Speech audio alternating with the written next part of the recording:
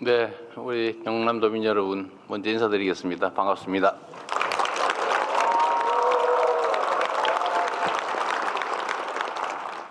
네, 경남이 멀긴 머네요.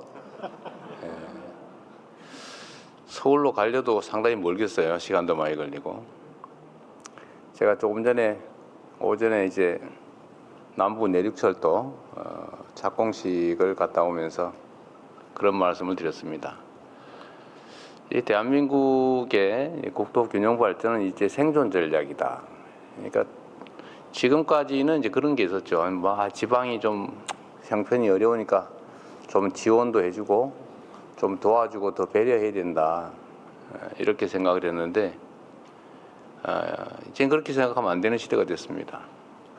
대한민국이 보시면 알지만 요새 그 서울 수도권은 지금 집값 때문에 시끄럽죠. 제가 요새 그 때문에 좀 힘들어요. 저항 강도가 만만치 않습니다. 그래도 이게 뭐 아파트 한 평에 3억씩 한다는 게 이게 말이 됩니까, 그게?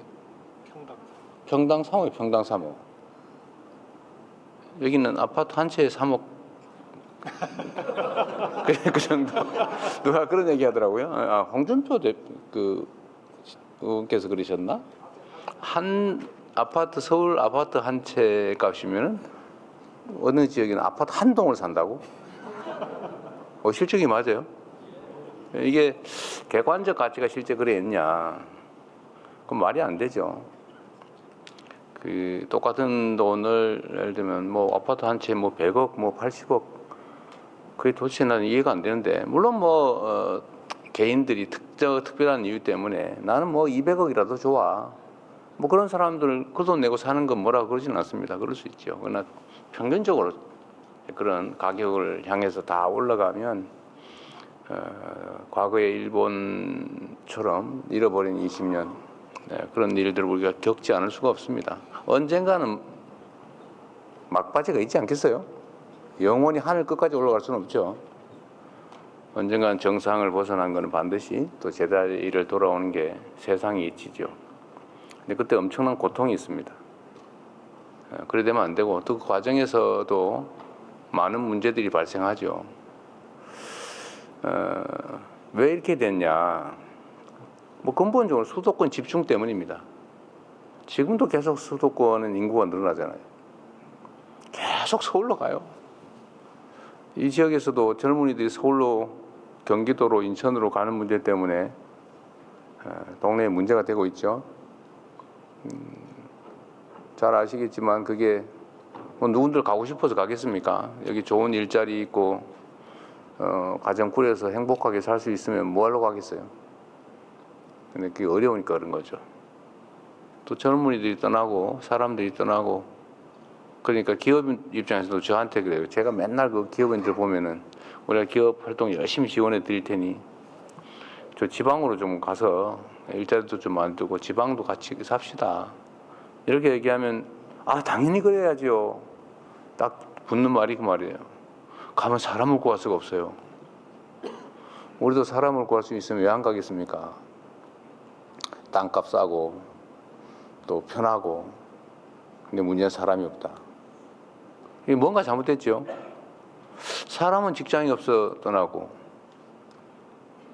기업들은 사람이 없어서 못 오고 이 문제를 누가 해결할 수 있어요?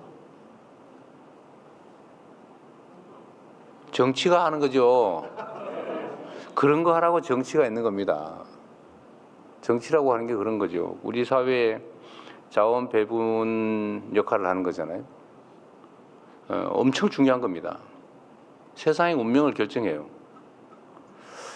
이 정치라는 거는 뭐 너무 잘 아시겠지만 사람으로 치면 머리 같은 역할을 하는 겁니다. 머리. 머리가 어떤 생각을 하냐에 따라서 동쪽으로 갈 수도 있고 서쪽으로 갈 수도 있고 절벽으로 떨어질 수도 있죠. 그게 머리가 하는 일이에요. 몸은 따라가잖아요. 정치라고 하는 것도 마찬가지로 이 생각하는 사람도 있고 저 생각하는 사람도 있고 우리 사회에 일로 가야 돼 하는 사람도 있고 저리로 가야 되는 사람도 있죠. 입장은 다양하니까. 근데 잘 대화하고 토론해서 합리적인 방향을 정하고 가야죠. 근데 그게 작동이 안 되는 경우가 있어요. 사람하고 사회하고 똑같다니까요. 머릿속으로 맨날 죽을 생각만 하는 사람이 있어요. 그럼 진짜 죽죠, 결국은. 맨날 살 생각만 하는 사람이 있어요. 잘 살 생각만. 그거 잘 살게 됩니다. 똑같은 조건이면. 정치도 마찬가지죠. 사회가 잘 되게 하려고 열심히 노력하는 사람들도 있고, 나만 먹고 살고 세상은 죽든지 말든지 망하든지 말든지 이런 사람 있죠. 그런 사람들한테 맡기면 세상 망하는 거 아닙니까? 결국 그 사회의 자원을 배분하는 역할을 정치가 하게 되는데, 문제는 이 정치는 정치인들이 하는 것처럼 보여도 결국은 누가 한다고요? 국민이 하는 거죠. 아, 저 사람이 잘하는구나. 기회를 한 번 더 줘야지. 저 사람 문제 있네. 다음엔 절대 못하게 해야지. 지금 당장 내쫓아야지. 라고 생각할 뿐만 아니라 실제로 행동해서 그렇게 만들면 정치하는 사람들이 자기 살아남기 위해서라도 국민의 뜻을 존중하지 않을 수 없지 않습니까? 너무 당연한 얘기죠. 그런데 왜 나쁜 사람들이 살아남을 수 있냐? 왜 이 사회를, 이 많은 국민들을 더 어렵게 만드는 사람들이 국민을 대표하는 자리에서 국민에게 해가 되는 일, 사회에 해가 되는 일들을 할 수 있냐? 실제로 하고 있는 경우가 있죠, 꽤. 요만큼 있다고 봐야 되겠죠? 실제 있습니다. 나는 노란색 좋아해. 부모 죽여도 노란색이 좋아. 내 인생 망쳐도 노란색 좋아. 이러면 이제 그건 노란색 구하기 쉽거든요. 뭐 이거 가면 팔잖아요. 더 예쁜 노란색 이런 거 사가지고 난 노란색 확실하지? 이렇게 살아남을 수 있으면 결국은 세상을 해치는, 국민의 삶을 해치는, 내 인생을, 내 자식들의 삶을 망치는 사람들이 나를 대표해서 내가 내는 세금으로, 내가 맡긴 권력으로 자기 이속을 챙기게 되는 거 아니겠습니까? 근본적으로 정말로 중요한 문제죠. 그래서 이 불균형 문제, 수도권 집중의 문제도 우리가 무슨 수를 써서라도 반드시 시정해야 됩니다. 나라의 모든 돈이 부동산 투기로 몰려가가지고 생산적 분야에는 돈이 제대로 가지도 않고, 그래서 이게 이상하게 되면 사회가 건강하지 못하고 발전하지 못하게 되는 겁니다. 사람도 마찬가지잖아요. 이 손발하고 머리하고 다 이렇게 심장하고 다 건강해야지 골고루 다 피가 가고 영양이 가야지. 심장에만 이만큼 몰려있고 머리 이쪽에만 한쪽이 이만큼 몰려있고 손발에는 피가 안 가서 썩고 이러면 살 수가 있겠습니까?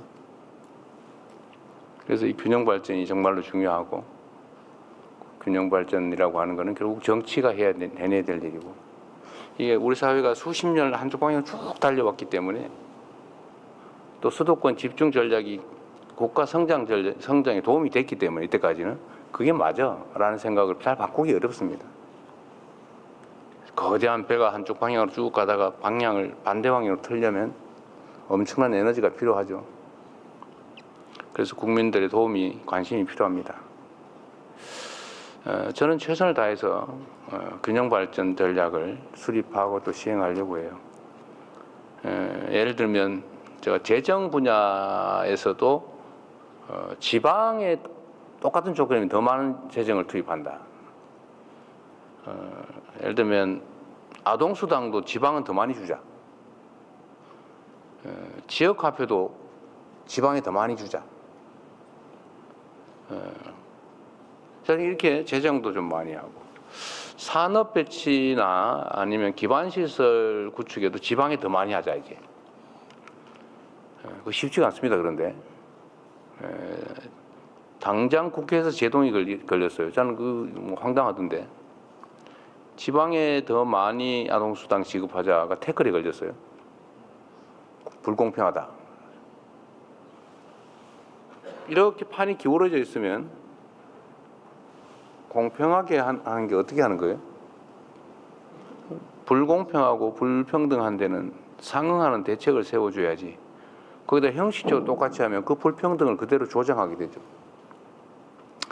쉽지가 않다는 겁니다. 그리고 정치 권력도 서울 수도권에 몰려 있죠. 하다못해 국회의원 숫자도 그쪽이 훨씬 많습니다.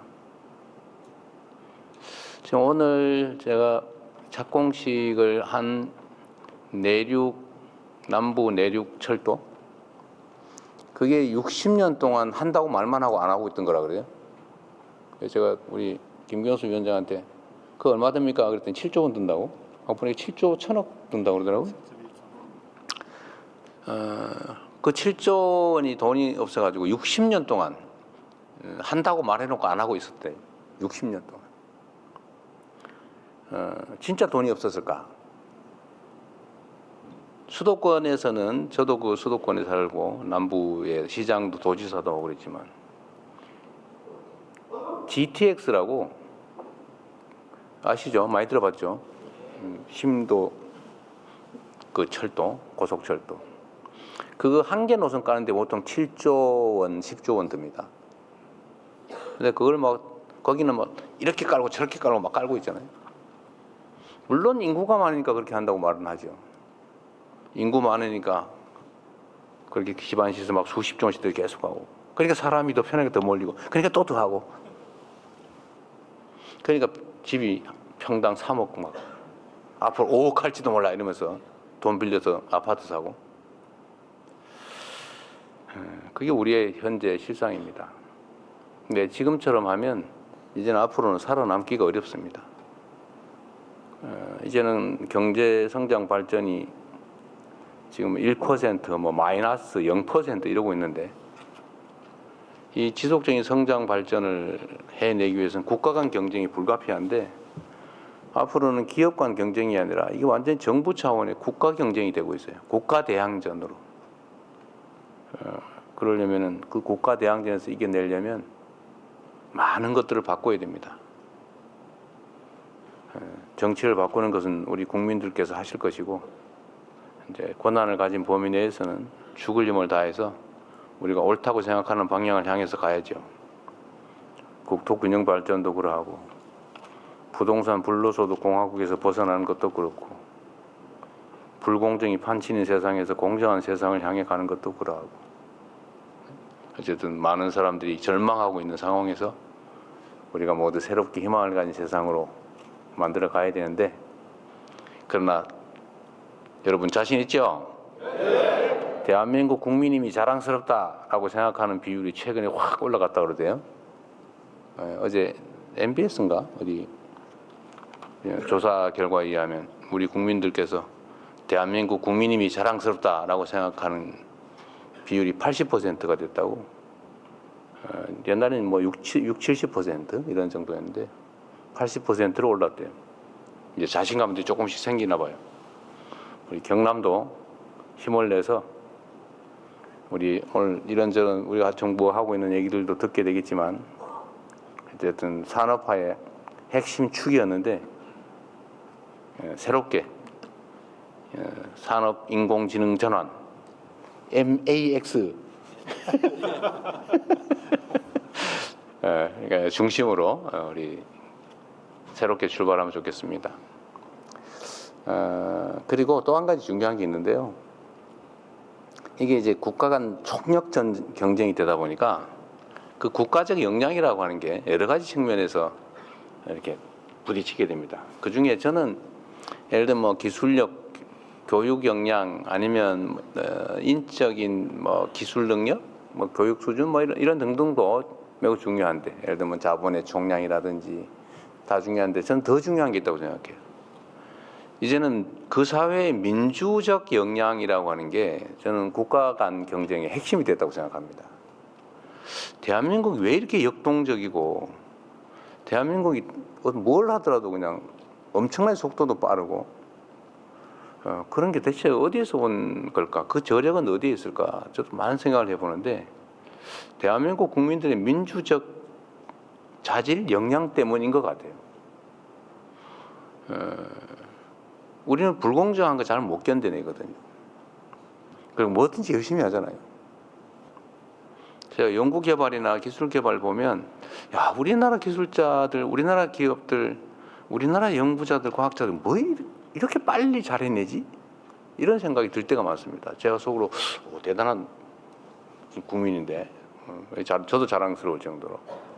근데 그 핵심은 역시 내가 주인이다. 내가 이 사회의 주체다. 라고 생각하는 그 민주적 역량. 그게 대한민국의 큰 힘인 것 같습니다. 이 경남은 대한민국 민주주의의 또 본거지이기도 하죠. 4.19 혁명의 출발지이기도 하고 또 부모항쟁을 통해서 유신체제, 유신 독재 체제를 끝낸 곳이기도 하고 저는 그 저력이 여전히 이 지역에 남아있다고 생각합니다. 근데 그 힘을 모아서 희망이 있는 새로운 지역으로 함께 나가면 좋겠습니다. 화이팅!